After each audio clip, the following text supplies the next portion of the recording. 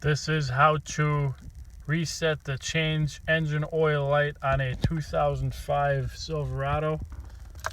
Turn the ignition off, turn the ignition on, depress the gas pedal 3 times fully within 10 seconds, and that's how you reset it. Oil life reset.